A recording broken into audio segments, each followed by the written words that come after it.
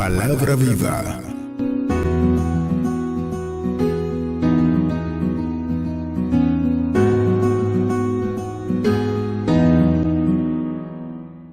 Dios bendiga, mis hermanos, en esta noche. Dios es bueno y para siempre es su misericordia. Exaltamos el nombre de nuestro Señor Jesucristo, aquel que es digno de todo reconocimiento. Y nos hemos reunido una vez más para conmemorar a aquel que dio su vida por nosotros. Me maravillaba en esta noche con cada una de las canciones, sin equivocarme, cada una exaltaba a Jesús. Y yo estaba conectado 100% con la alabanza, porque en mi corazón hay un anhelo de exaltar a Jesús. Amén. Porque yo creo que si hay algo cierto y verdadero y que se ha hablado por miles de años y que no hay forma de soslayarlo y de negarlo, ese es Jesús.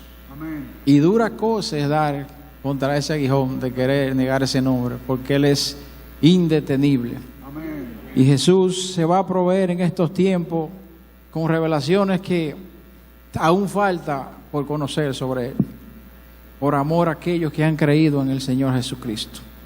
Me maravillaba en las canciones, porque un día entonces estaremos con Él. Amén. Y decía el siervo: glorioso el día en que veré la faz de aquel que me compró. Caeré postrado a sus pies y eternamente reinaré. Gracia tan gloriosa. Bendito sea el nombre de Jesús y sea exaltado por siempre, eternamente y para siempre. Mis hermanos, vamos a la palabra de Dios en el libro de Juan, capítulo 2, en el verso 1. Y vamos esta noche, pues precisamente no hay forma de ir a ningún sitio de la palabra de Dios donde no se hable de Jesús. En el antiguo pacto profetizado, anunciado, y en el nuevo pacto, testamento, entonces ya la vida de Jesús, su ministerio, la iglesia después de Jesús, los testimonios sobre Jesús. Es innegable que Jesús es el centro de la palabra de Dios y que Él es el Señor. Dice la palabra de Dios en el libro de Juan, capítulo 2 y verso 1. El primer verso dice: al tercer día se hicieron unas bodas en Caná de Galilea, y estaba allí la madre de Jesús. Vamos a leer más versos, pero quisiera con este primer verso introducir el tema. Y estamos aquí hablando de lo que fue precisamente conocido como el milagro en las bodas de Caná de Jesús, donde Jesús convierte el agua en vino. Pero vamos a tomar este como uno de los tantos pasajes en la palabra de Dios para ilustrar el mensaje que Dios quiere que nosotros atesoremos esta noche y nos lo llevemos para la casa. Y el mensaje se define con una pregunta, y Dios nos dice esta noche en la deidad de Jesús: ¿qué tienes en tu mano? ¿Qué usted tiene en sus manos ahora mismo? Vamos a ver. Wow, usted tiene la herramienta de la herramienta. Usted tiene lo mejor en su mano. Porque precisamente nos ilustraba la palabra de Dios en el sermón pasado domingo, que la palabra es la que ordena nuestros caminos. Y ella hace que ninguna iniquidad se enseñoree ni domine nuestras vidas. Y ella trae el orden y todas las cosas comienzan a cobrar vida y a tomar su correcto curso. Esa es la palabra de Dios. Amén, mis hermanos. Entonces, si nosotros le damos cabida a la palabra de Dios, a Jesús en nosotros, Él va a hacer grandes cosas, porque Él es el que tiene el poder y Él es la palabra.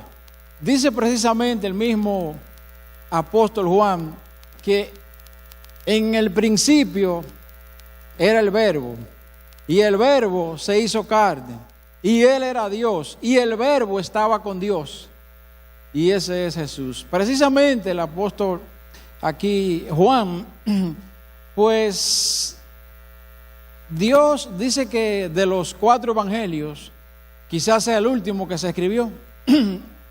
Y él, como testigo fiel que estuvo ahí y de cerca, de los que estuvieron de cerca, él mismo tiende a decirse el discípulo amado de Jesús. Y él observaba, y yo creo que sí, que vio los demás evangelios y vio el punto de vista de ellos. Por eso Mateo, Marcos y Lucas son los llamados evangelios sinópticos, porque están escritos a través de la revelación que Dios le dio a estos hombres desde un mismo punto de vista o enfoque. Y yo creo que Juan, observando estos evangelios, él se le entró dentro de su corazón lo que Dios le puso.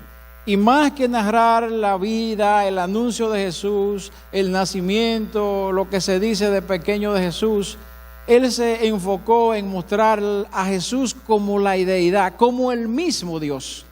Y por eso los milagros que se recogen en el libro de Juan son milagros donde se pone de manifiesto a Jesús como el Señor, a Jesús como Dios. Porque allí estaba el gran secreto de la humanidad, de atesorar a que Jesús no era que simplemente fue que llegó el anuncio, no, es que Él era Dios en la tierra, con la misma deidad, los principios, las características del Padre. Y realmente yo creo que una persona que pueda apreciar, que tenga la revelación de esto, no hay forma de que no pueda creer en Jesús. Si no llegamos a ese entendimiento es porque no se nos ha revelado. Y como decíamos el domingo, el único que ha resucitado, el único que venció la muerte, y se mencionan dioses y otras creencias, pero no ha habido uno que haya logrado el hito más grande, el que no puede hacer nadie. Si a nosotros se nos revela eso, es imposible creer que Jesús era Dios en la tierra y que Él es el Señor de nuestras vidas. Entonces, mis hermanos, dice aquí, en el verso 2, dice que también fueron invitados a la boda Jesús y sus discípulos. Dentro de los discípulos, ya ustedes saben que Jesús tenía 12 discípulos, pero hay un asuntito que se da previo a esto de esta boda, que fueron invitados. Y es que se da en Caná de Galilea. Y es tan impresionante la palabra de Dios que dentro de los discípulos estaba también Natanael. Antes, estamos en el capítulo 2, ¿verdad? De las bodas de Caná, de este milagro que Jesús hizo ahí. Pero antes hubo un encuentro, al final del capítulo 1. Hubo un encuentro entre Felipe y Natanael. Y Felipe, para parafrasearlo por el tiempo, dice: Natanael, hemos encontrado al Mesías que anunciaba Moisés. Es Jesús, el hijo de José, de Nazaret. Le dice él. Dice Natanael: ¿cómo? ¿Y acaso de Nazaret podrá salir algo bueno? Él tenía razón. Estuve viendo en la historia que Nazaret era un lugar de corrupción, de mucha corrupción, delitos, de cosas abominables. Y entonces él dice: y de ahí va a salir el Mesías. Pero para Dios no importa el lugar. Para Dios no importa qué es lo que tú tienes en tu mano. Por eso Dios quiere que hoy nosotros reflexionemos y le demos respuesta a la pregunta: ¿qué tú tienes en tu mano? Hoy usted tiene la palabra de Dios, tiene lo mejor por estar aquí en la iglesia, pero no importa, porque lo que tengas en tus manos, entonces Dios es el Todopoderoso para obrar con eso. Amén. Entonces se dio este encuentro entre ellos, y cuando él le dice: ¿acaso podrá salir algo bueno de Nazaret? Felipe le dice: ven y ve. Le dice Felipe. Y cuando accede a ir, cuando ya se viene acercando, le dice Jesús: he aquí un israelita, un varón israelita, en el cual no hay engaño, en cuyo corazón no hay engaño, le dijo Jesús. ¿Cómo? ¿Y tú me conoces?, le dice Natanael. Sí, yo te vi desde que Felipe te habló allá debajo de la higuera. ¡Wow! Y eso impactó el corazón de Natanael, porque le puso un detalle que ya daba a demostrar la deidad de Jesús. Yo te vi allá en la higuera donde él te habló. ¡Wow!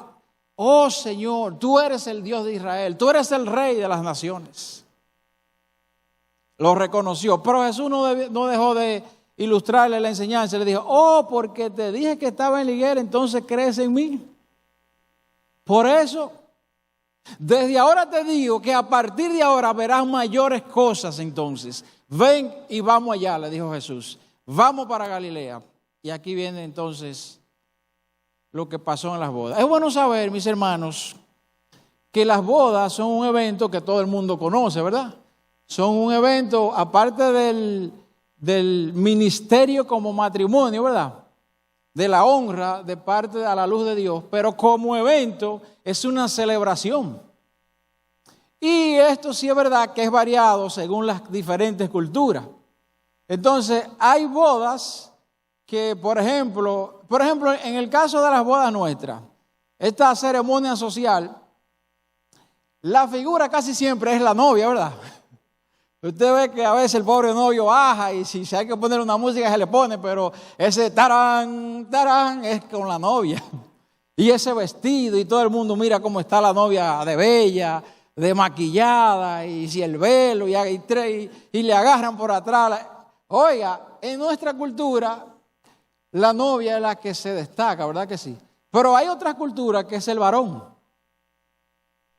Es el varón y lo cargan y lo suben. Y hay otras culturas donde son los padres. De hecho, no sé si usted recuerda, Pastor Carlos, que cuando estábamos en una implementación en una de las empresas que trabajábamos juntos, de uno de los grandes sistemas, habían varios que eran de la India. Y uno de ellos nos visitó y nos decía que él conoció a su esposa 2 veces, la vio antes de casarse. Porque allá eligen sus padres a los novios. Un día para presentársela y otro día para casarse. Y nos dice, y digo yo, ¿cómo? Y dice, y si supiera, la tasa de divorcio es casi 0 en esa cultura. No dice en la India, en los que se casan así. Porque la honra del padre es tan grande y quizás pues el Señor se provee para que, como hay un mandamiento con propósito de Dios de honrar al padre, pero es asunto de cultura. Usted como que no se lo imagina aquí, ¿verdad? Porque dicen aquí, definimos el noviazgo, que es para conocernos. Y si entonces no do no match, como uno dice, si no hay conexión, pues entonces todavía en el noviazgo usted tiene como esa libertad de romper porque no hicieron conexión. Pero cuando nosotros le pedimos a Dios, quizá evitamos esos saltar sin sabor y ya cambio aquello, porque en el interín podemos cometer desaciertos. Por eso siempre el consejo, ¿cuál ha sido? Desde chiquito. Recuerdo a mi hermana querida Nancy, suegra de Carlos y madre de Lina, que ella siempre me decía, usted sabe que yo le pedía desde que antes que mis hijas nacieran, y en el altar cuando nacieran chiquitas, que Dios me le concediera esa pareja. Wow, y eso como que llegó a mi corazón porque me lo dijo que ya lo mío está un poco grande. Pero nunca es tarde si Dios es el que dirige. Amén. Entonces es un consejo también de pedirle al Señor que traiga esa pareja para nuestros hijos y que Él conforme, Él tiene un diseño, pero no todo el mundo consulta a Dios y Dios nos deja actuar en la voluntad que nos ha concedido, ¿verdad? Es la aspiración de Dios que nosotros podamos consultarle y Él se agrada y entonces nos dirige. Pero aquí hay un noviazgo. Entonces, mis hermanos, hay diferentes connotaciones. La novia, los padres, el novio. Pero ¿quién podría imaginarse que el más principal pueda ser un invitado a la boda? Un invitado que coja el rol principal de la boda. Eso no se lo va a imaginar nadie. De hecho, aquí eso es un tema ahora, porque las bodas, los invitados son reservados, porque hay un costo, que si son muy íntimos de la familia, que aquel que va. Es un asunto muy personalizado y cada quien lo hace como entiende. Pero, fíjense aquí, aquí el invitado pasa a tomar el rol principal. No porque le quitaron la vista a los novios, sino por el evento que pasó ahí. Yo lo que quisiera saber es quién invitó a Jesús para allá, para esa boda. Sí. Ahora Jesús también era parte de su ministerio, porque dice que él venía ya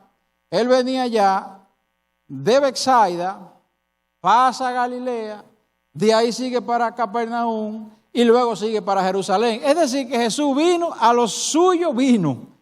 Él, aunque no mostraba que estaba desesperado y mostraba paz y paciencia, pero es sorprendente cómo Jesús usted nunca veía que se detenía.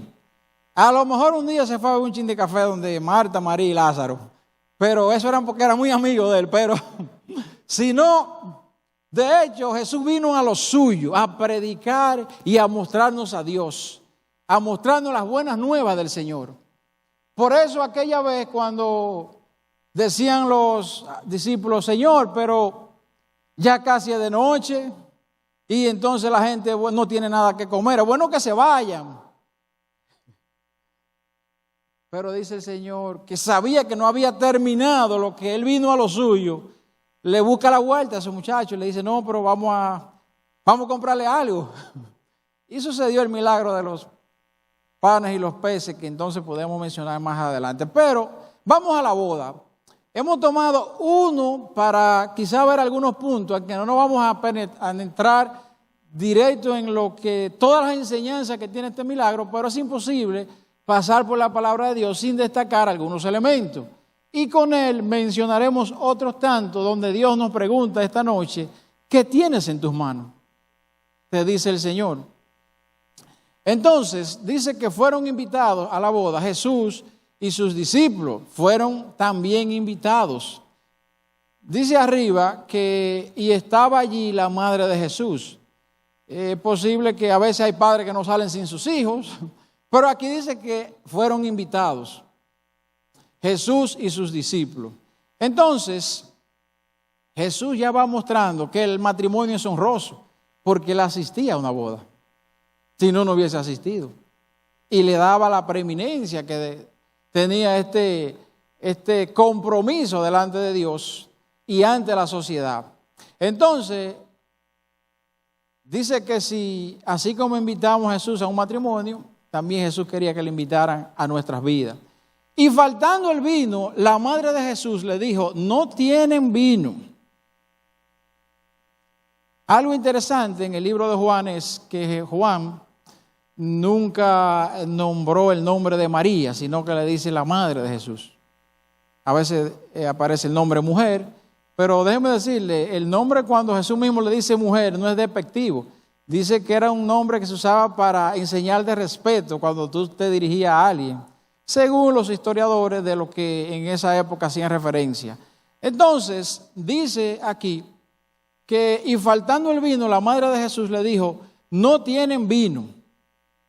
Fíjense que aquí estamos ante la antesala de un milagro, en medio de una alegría, de una festividad. La mayoría de regalos de milagros de Jesús, ¿cómo fueron? Es gente que estaba en necesidad, gente que estaba en precariedad de salud y gente que necesitaba un acto de misericordia. Pero aquí hay un milagro que ha sido hecho en una festividad. Y de hecho Jesús muestra que Jesús es el primer milagro de Jesús. De hecho dice aquí, al tercer día se hicieron unas bodas. ¿Al tercer día de qué? Al tercer día de que Jesús había iniciado el ministerio.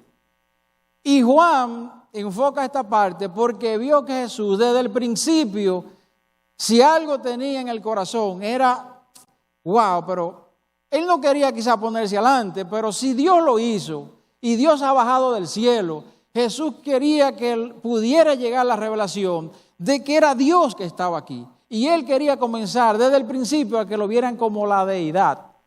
Aunque Jesús vino como hombre, tuvo necesidades como hombre, pero no quería que esa parte se soslayara, fuera pasada por alto. Entonces, Jesús, desde el principio, fue el primer milagro que hizo. Lucas tiene la característica de que trató de narrar los hechos como cronológicamente también. Entonces dice aquí, y faltando el vino, la madre de Jesús le dijo, no tienen vino. Entonces, el vino se acabó. Algunos dicen que quizá era que era una familia no de muchos recursos y se agotó fue simplemente. Pero ustedes saben que el Señor orquesta todas las cosas y el Señor no está en un lugar donde las cosas de que suceden al azar. Pero en términos de la realidad de esa familia, eso fue lo que pasó. Pero otros dicen que a lo mejor esa expresión de María, ¿verdad?, la madre de Jesús, era para decirle a los discípulos y a Jesús, porque fue a ellos que se lo dijo. Invitarlo como a salir para que el vino diera o no hiciera falta. Otros decían que quizá le habló para que Jesús, como ya ella conocía lo que venía, él pudiera entretener a la gente, a lo mejor con uno de sus sermones. Pero otros se inscriben en decir, no, María sí quería que él actuara ahí, como lo que Jesús procuraba y fuera que fuera manifiesto su poder. ¿Y por qué María quería eso? Lo único que María quizá lo quería adelantar un poquito. Porque mire lo que dice aquí. Dice aquí, y Jesús le dijo, ¿qué tienes conmigo, mujer? Aún no ha venido mi hora. No fue un boche. Y mujer no era una expresión despectiva. Era alguien, dice, que se usaba para las personas para cierto respeto. Pero Jesús le quiso decir que no era el tiempo, porque si algo mostró el Señor Jesucristo es que él obraba siempre en coordinación con el mandato y el tiempo del Padre. Entonces, dice que el obrar del Hijo todo el tiempo ya mostraba que estaba en coordinación con el Padre. Pero dice que María sí pretendía que Jesús se mostraba porque ella tenía algo en los oídos. Si nosotros recordamos, dice que Juan 19:26, allá le dijo, cuando vio a Jesús a su madre y al discípulo a quien él amaba, que estaba presente, dijo a su madre, mujer, he aquí a tu hijo. María, cuando el ángel le visitó, el ángel le dijo, y él será el santo de Dios y será divino, un ser divino. O sea, que María sabía que él iba a hacer grandes cosas. Pero María pretendía quizá adelantarlo un poquito. Como no era el tiempo, allá en ese momento, esa expresión de Jesús, mujer, he aquí tu hijo. Tuviste el deseo que tú tenías de que yo obrara porque tú creíste cuando el ángel te anunció que yo era el Hijo de Dios y que había un ser divino en tu vientre. Mira toda la historia porque ya Jesús concluía en ese momento. Mujer, he aquí tu hijo. Tal y como Dios te lo anunció, tal y como yo lo prediqué, así mismo ha acontecido. Sea el gozo en tu corazón, le quiso decir el Señor en ese momento. Y eso quizás nos pasa a nosotros. ¿Cuántas veces nosotros, en un sentir, en un celo por las cosas de Dios, miren mis hermanos, cuántas veces hemos orado nosotros para que Jesús sane a alguien y le pase la mano? Y más allá del milagro de sanación, nosotros quisiéramos mostrar que el Dios al que yo le sirvo es fuerte y poderoso y que yo no le estoy cayendo atrás a nadie, y es una buena intención y yo quisiera hacerlo, pero el Señor no obra por eso. Él obra en su tiempo y porque algún acto de fe llama su atención. Pero dígame si hay alguno de aquí que no haya pasado por eso. Oiga, es que tú quisieras como que la familia lo viera y tus amigos, y tú estás orando pero con fe de verdad, pero el Señor conoce nuestro corazón. No es que Él no lo haga por eso, pero no necesariamente va a suceder. Pero realmente nosotros quisiéramos, Jesús, pero hazlo ahora, muéstrate tu poder, muéstrale en el Dios. Tú sabes que yo te creo, es esta gente que no te creen.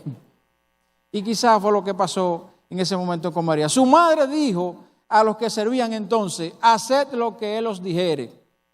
Fue sumisa y se sometió a la obediencia. No discutió con su hijo, aunque era su hijo, pero ella sabía que Él había sido anunciado como el Dios, el Salvador. Y en tu ser habrá un santo, un ser divino. Eso le taladraba al parecer en los oídos. Y aquí viene la conexión con la palabra de hoy. ¿Qué tienes en tus manos? Dice allí, y había 6 tinajas de piedra para agua, conforme al rito de la purificación de los judíos. en cada una de las cuales cabían 2 o 3 cántaros. Y estaban allí 6 tinajas de piedra para agua. Dice que en el capítulo, eso era un rito que se hacía para purificación, pero era un rito exterior. Dios quiere realmente que seamos purificados en el corazón. El verso 7 dice, Jesús le dijo, llenad estas tinajas de agua. O sea que, ¿cómo estaban las tinajas? Vacías. Si las llenaron era porque estaban vacías. Y las llenaron hasta arriba, hasta el tope. Fíjense que Jesús, si era un milagro que iba a hacer, Él pudo haber eso hecho solo. Él pudo haber hasta que aparecieran las tinajas llenas. Pero si hay algo que Él nos ha mostrado, y nos lo ha ilustrado siempre nuestro pastor Rafi, es que Jesús no hace lo que a ti te toca hacer. Siempre Él ha permitido, y en eso también ejercitamos la fe, y nos da la participación y la honra en el ministerio, de que nosotros hagamos aquello que Él nos ha capacitado para hacer. Pero en lo que ya no entramos nosotros, entonces interviene Jesús, porque Él sí puede hacer lo sobrenatural donde nosotros no podemos llegar. Entonces les dijo el verso 8, sacad ahora y llevadlo al maestrasala. El maestrasala es el organizador del banquete, el que atiende a la gente, el que se encarga de todo, el que pone los detalles. Entonces, y se lo llevaron, y cuando el maestrasala probó el agua hecha vino, sin saber él de dónde era, aunque lo sabían los sirvientes que habían sacado el agua, llamó al esposo. Dice, y le dijo, todo hombre sirve primero el buen vino, y cuando ya han bebido mucho, entonces el inferior, mas tú has reservado el buen vino hasta ahora. Contrario a veces lo que hace el enemigo, que vino a matar, a hurtar y a destruir, y siempre te ofrece villas y castillas de entrada para después darte el vino amargos, ni vino ni siquiera. Este principio de señales hizo Jesús en Caná de Galilea. Fíjese que ahí Jesús, Juan, en la redacción que Dios le dio por el Espíritu, dice este principio de señales, porque una señal es mucho más allá que un milagro per se, sino que entraña lo que la deidad de Dios pretende hacer a través de ese milagro. Y entonces Juan dice, Jesús se introdujo dando una señal de que Él era el enviado Hijo de Dios y que en Él estaba todo el poder del Padre aquí en la tierra.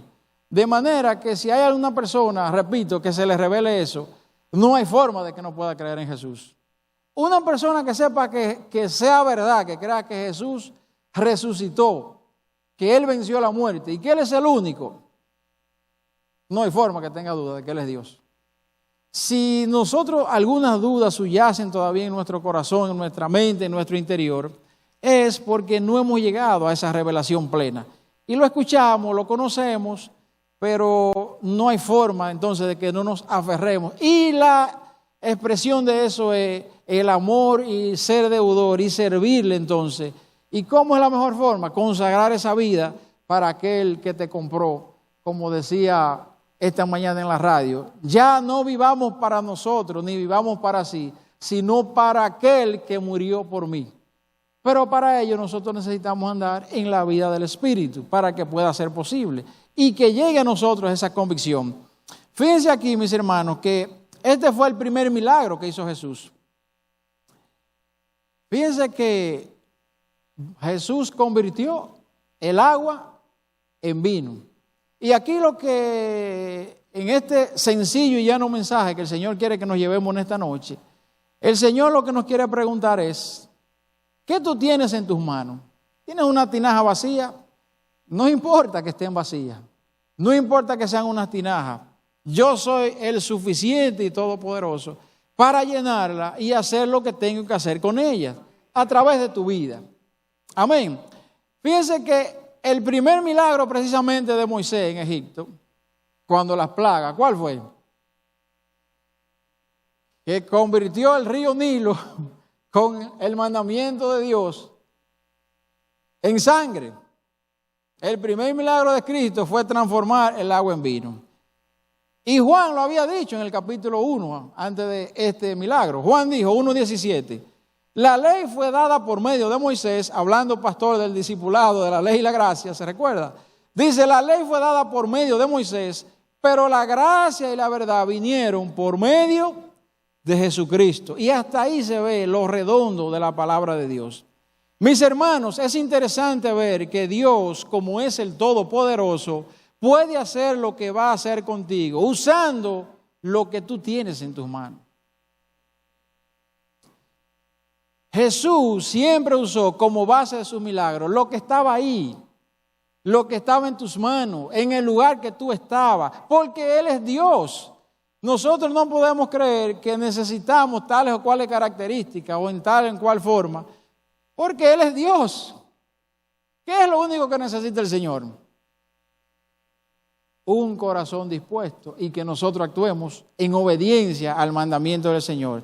No se trata del poder de lo que nosotros tenemos, sino del poder que eso puede adquirir si está en las manos de Dios. Él es capaz de poner a producir desde lo estéril hasta lo inservible, porque ya está en las manos de Dios. Y por eso Dios puede restaurar, puede rescatar y puede poner a hombres dones y talentos que nunca imaginamos que iban a fluir a través de ellos. No es que tú te has fajado, no es que tú te has dedicado, es el que está detrás de ti. Por eso, una vida de la fe, que también era parte de lo que conversaba hoy, una vida de la fe está predestinada a siempre mantenerse creciendo, porque crecer significa estar todo el tiempo conectado al Señor. Es un mandamiento y es algo que tiene evidencia en la vida nuestra. Cuando nosotros, por alguna manera, nos estancamos. Fíjense que a veces nosotros vamos y llegamos a un nivel que porque ya tenemos algunos años, no sabemos todos los mensajes, ya no lo sabemos, dije. Ya la iglesia no nos llena tanto, la misma alabanza. Yo quiero que me asignen algo nuevo, que me cambien de puesto, oiga eso. Sí, se da también en la iglesia, cámbienme de lugar, porque para yo cogerle sentido, es que el sentido se lo da Dios. Y entonces tú donde quiera que estés te vas a mantener creciendo, porque de hecho eso es hasta quizás un nivel no maduro de Dios, porque primero el manantial de Dios es tan inmenso y la profundidad de la vida misma, de la palabra de Dios, que la palabra dice que el que más conoce, mientras más tú le conoces, más quieres saber de Él y tú quieres estar más lleno y quieres servirle más. ¿Dónde? Donde Dios diga. Entonces no es una opción crecer. Cuando nos estancamos, ¿usted sabe qué pasa? Si usted lleva 5 o 10 años y medio se paralizó, el estancamiento espiritual no es que usted llega ahí y en el 2020 se puso ahí, no ha crecido más nada, y en el 24 quiere volver. No, usted puede entrar en una frialdad espiritual que para usted reconectar otra vez puede ser terrible. Y por eso que está detrás, que aquellos que se apartan, se le hace difícil volver. Entonces, no es que yo me estanqué y me paralicé y después yo sigo ahí. No, no sucede así en la vida de la fe. Puedes incluso paralizarte, estancarte, enfriarte y llegar hasta una muerte espiritual. Porque estamos destinados, y es un mandamiento de Dios, crecer en todo tiempo. Entonces, Dios no necesita, mis hermanos, las cosas que tú tienes en tus manos o un prerequisito muy alto. Él lo que necesita es tu obediencia, y con lo que tú tienes en tus manos, Él puede hacer lo que tiene que hacer contigo. Y en el lugar que tú estás es suficiente. ¿Usted cree que usted tiene que mudarse para que Dios pueda obrar? Ah, pues Dios no es Dios aquí en este lugar. Ahora, claro que Dios mueve con propósito. Claro que Dios te capacita con propósito. Claro que Dios te llena las manos con propósito. Para que tú seas un representante digno de Él, un embajador y un canal de bendición. No es que Dios nos va a dejar estancados. Y entonces creamos, nos vamos al extremo de que no, yo no me voy a esforzar ni voy a procurar logros porque Dios lo puede hacer como quiera. No, Dios conoce nuestros corazones y nos llama a crecer todo el tiempo. Pero no estar preocupado por el lugar y por lo que ahora tenemos como un requisito para que Dios pueda hacer algo, porque Él puede hacer lo que sea con lo que tú tienes en tus manos. ¿Qué tú tienes en tus manos? De lo demás Dios se encarga. Miren, mis hermanos, eso pasó con las tinajas de aguas vacías. Las bodas en Canaán y Dios convirtió el agua en vino. ¿Cómo estaban esas tinajas? Vacías. No importa que estén vacías. Lo mismo pasó cuando Dios, y le mencionaré algunos puntos y con esto terminamos ya, porque lo que Dios quiere en esta noche dejarnos saber es que no importa lo que tú tengas en tus manos, tu obediencia es suficiente para que Dios pueda capitalizar allí donde tú estás y a través de lo que tú tienes en tus manos, sea poco, sea mucho.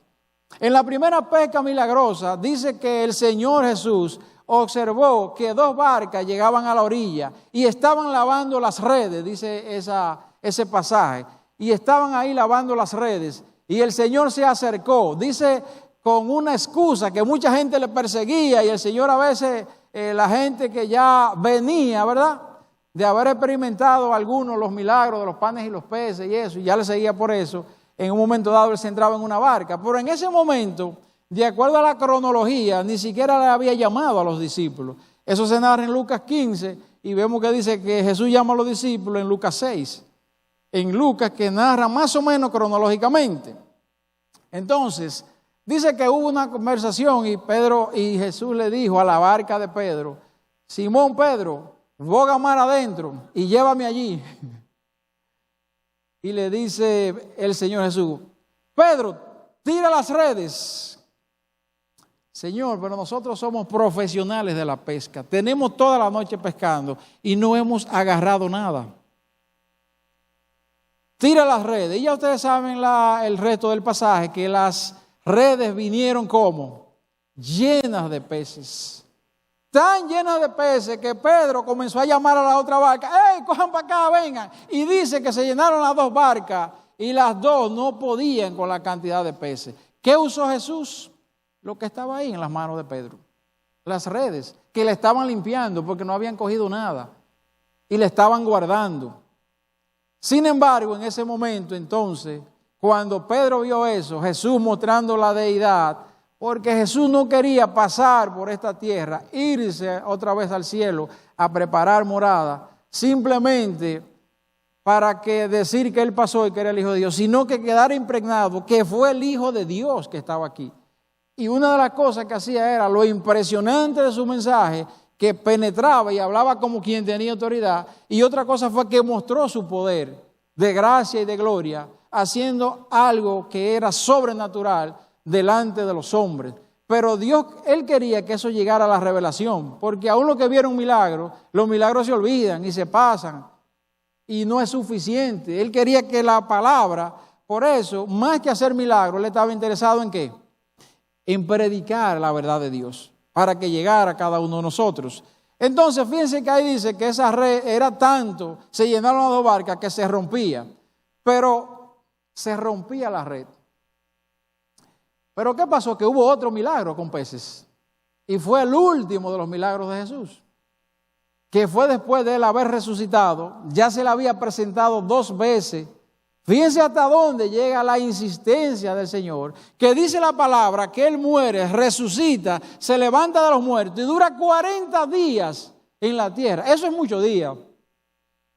Después de haber hecho el sacrificio, que hizo más de 40 milagros, después de haber predicado todo el evangelio, el sermón del monte, todas las verdades, de todo lo que sanó, todo lo que pasó, hablaba como quien tenía autoridad, de todas las respuestas que dio.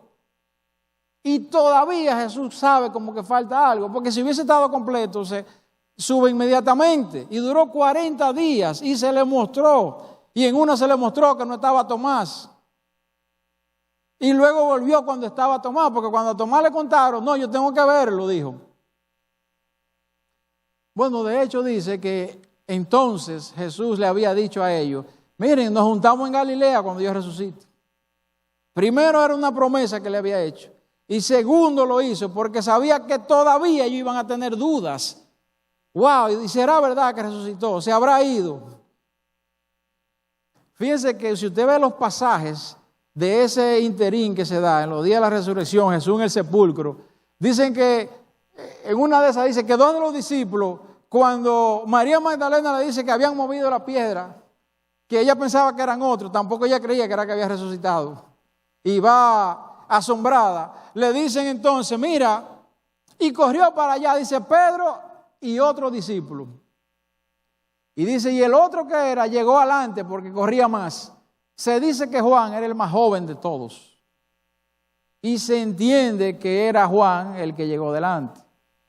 Juan tenía una revelación de la deidad de Dios, con una sensibilidad espiritual.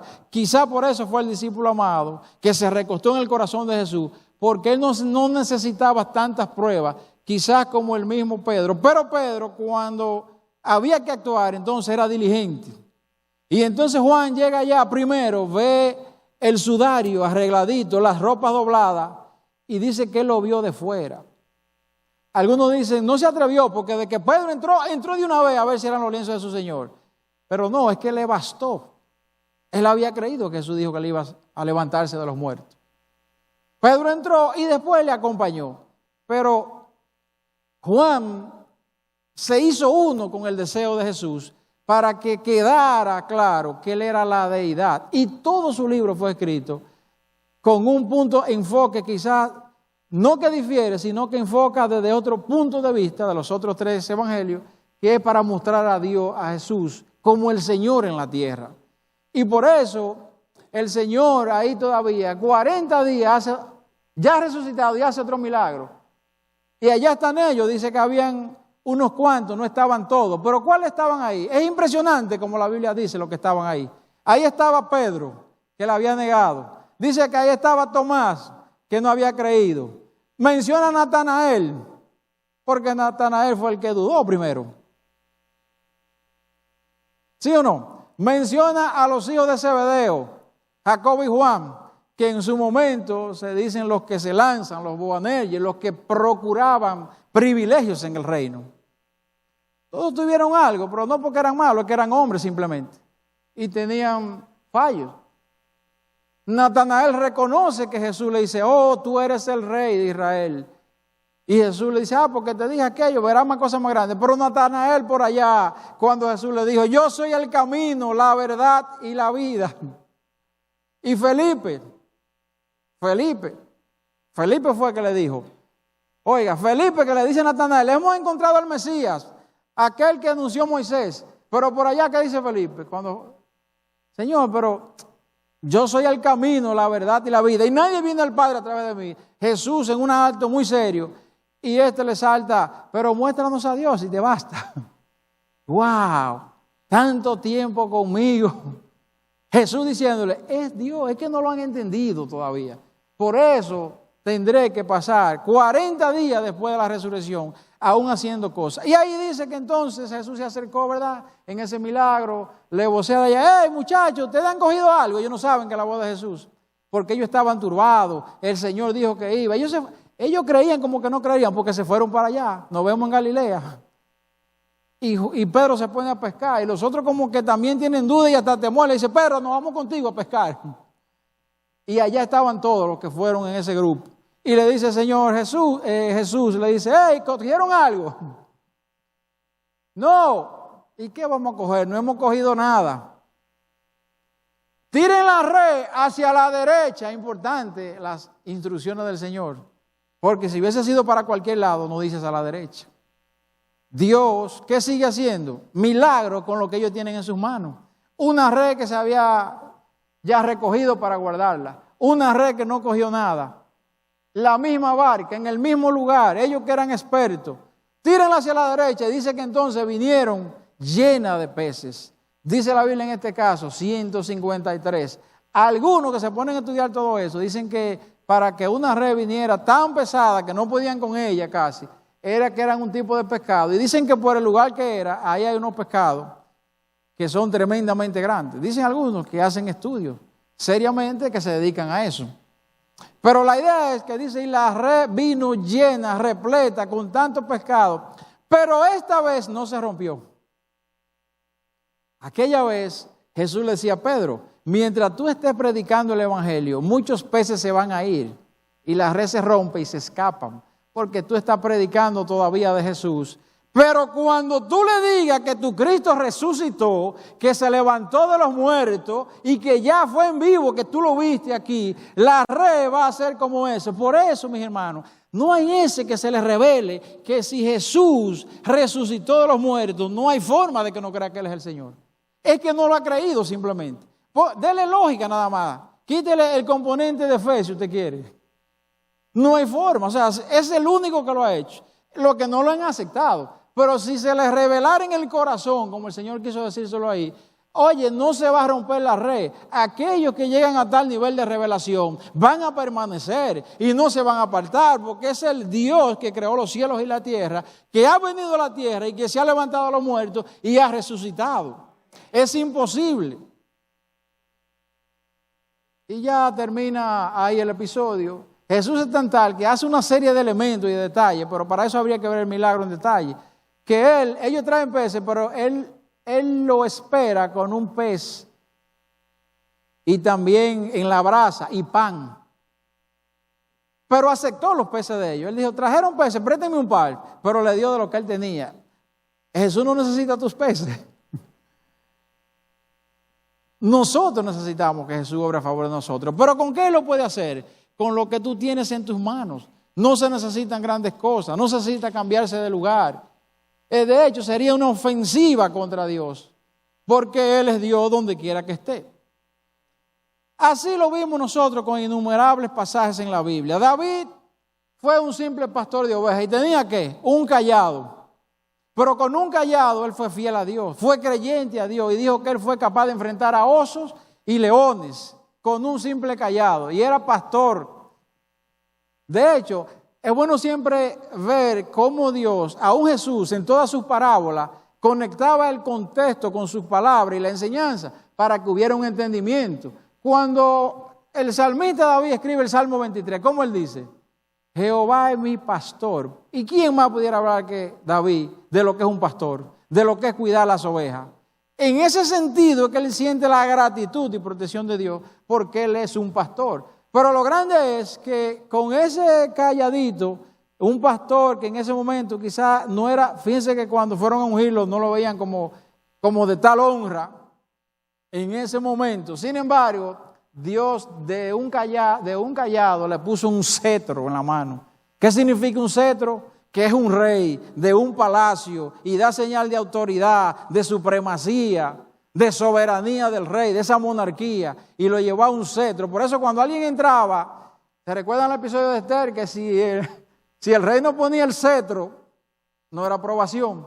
Y siempre tenía ese cetro, porque eso le daba la autoridad. Es decir, que también muestra el Señor que si somos fieles en lo poco, el Señor es capaz, suficiente para ponernos mucho. Porque ¿quién es que lo hace? ¿Quién es que está detrás? Es el Señor que tiene el poder, mis hermanos. Dios hizo lo mismo con los panes y los peces. Ya ustedes saben la historia, que ya llegaba de noche, pero ¿qué hizo el Señor? Hay que buscarle comida a esta gente. Señor, pero hay que buscar como 200 denarios para ir a comprar y además ya es muy tarde. Y el Señor que ya sabía que estaba... ¿Qué ustedes tienen por ahí? En una dice así, pero en otro del Evangelio dice, aquí hay un muchacho que tiene 5 panes y 2 peces. Eso es suficiente, dice el Señor. Pudiera haber sido uno y menos paz. Hubo otro escenario también de los panes y los peces. Ahí se dio comida ¿cuánto? A 5,000. Y Dios, que todo lo hace en abundancia y siempre sobra, dice que sobraron canastas, 12 canastas sobraron. Y se recogió. Y Dios dijo, recójanlo todo. Y siempre me ministre esa expresión, para que no se pierda nada, dice el Señor. Porque lo que yo santifiqué no ha de perderse, aunque nadie se lo vaya a comer. Así hizo otro milagro, donde habían ¿cuánto? 7 panes, no 5, pero no dice cuántos peces, dice y unos pocos pececillos. Pero también obró el Señor y ahí obró. ¿Y sobraron cuánto? 7 canastas. En la otra eran cestas, que los términos son diferentes. Se dice que las canastas eran más grandes que las cestas, porque cuando bajaron a Pablo por el terrado, era dentro de una canasta, entonces son grandes. Y era el mismo término que se usaba. Entonces, fíjense que el Señor hace los milagros La base del obrar de Dios, ¿qué es? Lo que tú tienes en tus manos. Él es Dios. Él no necesita ni que seamos, ni que nos movamos, ni que... Si Él nos mueve Él. Si Él nos provee Él. Y si Él con eso quiere hacer cosas, es porque Él tiene un propósito. Pero no porque nosotros tengamos la duda de que Dios no puede hacer lo que nosotros tengamos. Yo sé que el pastor Luis debe estar pensando en un gran mensaje que predicó el pastor Fernández cuando todavía yo creo que no presidía como pastor del ministerio. Él iba a la radio y él predicó una historia que decía: Ali Afé era un hacendado que era rico y tenía camellos y tenía esposa y tenía hijos y tenía trigo, y el que tenía todo eso era un hombre muy rico, decía él, con la voz jovencita, el pastor Fernández. Se llama Cómo florecer en cualquier lugar, el mensaje, búsquelo, dura 19 minutos. Y dice él, y un día un sacerdote visitó a este hacendado y le habló de unos diamantes y le dijo que eran brillantes y que eso se encontraba en tales sitios. Y ese hombre vendió la hacienda y la mujer y los hijos lo dejó encargado con unos vecinos porque se enamoró de eso y se apasionó y se fue y cayó en España y se subió a los montes altos y a las riberas buscando diamantes, y ya van 2 años y no encontró nada. Y un día frustrado porque perdió hasta la conexión con la familia, dice que se tiró al mar y se mató. Y luego un día el que compró la finca, dándole agua a su camello, encontró una piedra que brillaba, y ese sacerdote que acostumbraba a ir por ahí, fue y vio eso encima de la mesa. ¿Y qué es eso que tú tienes ahí? Eso que brilla, pero eso es un diamante. ¿Dónde tú encontraste eso? Allí en el arroyo de la finca que yo compré. Y la historia es real. Dice que ahí nació la mina más grande del mundo de diamantes. Él era rico, no lo sabía, era un rico insensato, pero él se movió porque entendía que Dios iba a hacer ese milagro en otro sitio. Y realmente nos muestra el Señor que es el tiempo de Dios que tenemos que esperar. No quiere decir, por eso hablé del tema, porque quería evitar la ambigüedad o la confusión, que nos vamos a estancar. De hecho, Dios dice que nos mantengamos creciendo todo el tiempo, pero no con el afán de querer nosotros poner en nuestras manos las cosas o querer nosotros movernos del lugar, porque con eso es que Dios va a obrar. No, Él es Dios. Él es capaz de convertir el agua de la tinaja que estaban vacías y echarle y llenarle en vino. Él es capaz de hacer que las redes vengan llenas. Él es capaz de poner a David de un pastor a ser el rey de un palacio. Y finalmente, mis hermanos, dice, y este texto lo voy a leer porque con ese termino, dice en el Éxodo que Dios le dijo a Moisés que fuera una misión, y Moisés le dijo: he aquí que ellos no me creerán ni oirán mi voz. Y Jehová dijo: ¿qué es eso que tú tienes en tus manos? Y él respondió: una vara. Y Dios le dijo: échala en la tierra. Y ya ustedes saben todo lo que pasó ahí. ¿Y qué pasó con esa vara de Moisés? Que hubo muchos milagros luego a favor del pueblo de Israel. Mis hermanos, una vez más te leo en esta noche que Dios lo que necesita de nosotros es la obediencia para hacer lo que tiene que hacer contigo. De lo demás, Él se encarga. Dios es capaz de hacer lo que tiene que hacer con lo que tú tienes en tus manos. Por eso quiere el Señor en esta noche, para llamar al pastor, para que nos despide y nos dé la bendición, recordarle la pregunta que Él nos hizo en la introducción, que es: ¿qué tú tienes en tus manos?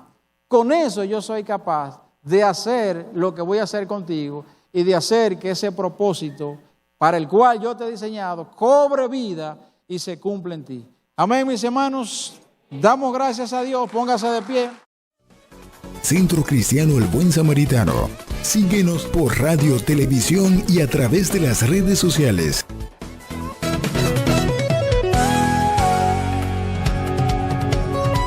Palabra Viva. Este programa es producido y difundido gracias a la ayuda y ofrenda de hermanos y relacionados al Centro Cristiano El Buen Samaritano.